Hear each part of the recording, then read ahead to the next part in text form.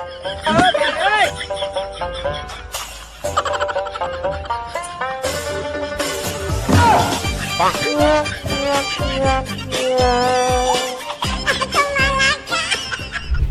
ಬಿಟ್ಟವರು ಊರಿಗೆ ಉಪದೇಶ ನೀಡಿದ್ರು ಎಂಬ ಮಾತನ್ನು ಬಿಜೆಪಿಯನ್ನೇ ನೋಡಿ ಹೇಳಿರಬೇಕು. ಭ್ರಷ್ಟ ಜನತಾ ಪಕ್ಷ ಸರ್ಕಾರದ 4 ವರ್ಷಗಳ ಆಡಳಿತದಲ್ಲಿ ಬೆಂಗಳೂರು ಗುಂಡಿಗಳೂರಾಗಿತ್ತು. ಪರಿಣಾಮ 20 ಮಂದಿ ರಸ್ತೆ ಗುಂಡಿಗೆ ಬಲಿಯಾಗಿದ್ರು. ರಕ್ಕಸ ಗುಂಡಿಗಳಿಂದ ಅನೇಕರು ಅಂಗವಿಕಲರಾಗಿದ್ರು, ಮತ್ತೆ ಕೆಲವರು ಅಪಘಾತದಲ್ಲಿ ಗಾಯಗೊಂಡಿದ್ರು. ಬೆಂಗಳೂರಿನ ರಸ್ತೆ ಗುಂಡಿ ಬಗ್ಗೆ ಹೈಕೋರ್ಟ್ ಚಾಟಿ ಬೀಸಿದ್ರೂ ಬಿಜೆಪಿಯ ಬಂಡ ಸರ್ಕಾರ ಕ್ಯಾರೆ ಅನ್ನಲಿಲ್ಲ. ಬಿಜೆಪಿ ದುರಾಡಳಿತ ಕಂಡು ಅವರದೇ ಪಕ್ಷದ ಗೋವಾ ಸಿಎಂ ಕರ್ನಾಟಕವನ್ನ ಲೇವಡಿ ಮಾಡಿತು.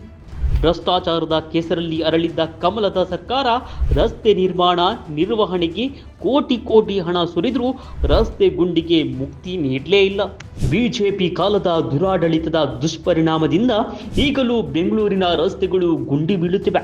ಈ ಸಮಸ್ಯೆಗೆ ಮುಕ್ತಿ ನೀಡಲು ಡಿಸಿಎಂ ಡಿಕೆ ಶಿವಕುಮಾರ್ ಅವರ ನೇತೃತ್ವದಲ್ಲಿ ಹಗಲಿರುಳು ಗುಂಡಿ ಮುಚ್ಚುವ ಕಾರ್ಯ ನಡೆಯುತ್ತಿವೆ. ಅಧಿಕಾರದಲ್ಲಿದ್ದಾಗ ಗುಂಡಿ ಮುಚ್ಚಲಾಗದ ಲಚ್ಚೆಗೆಟ್ಟ ಬಿಜೆಪಿ ನಾಯಕರು ತಮ್ಮದೇ ಶಾಸಕರ ಕ್ಷೇತ್ರದಲ್ಲಿರುವ ಗುಂಡಿ ಮುಚ್ಚುವ ನಾಟಕ ಮಾಡಿ ಜನರ ಮುಂದೆ ಬೆತ್ತಲಾಗಿದ್ದಾರೆ.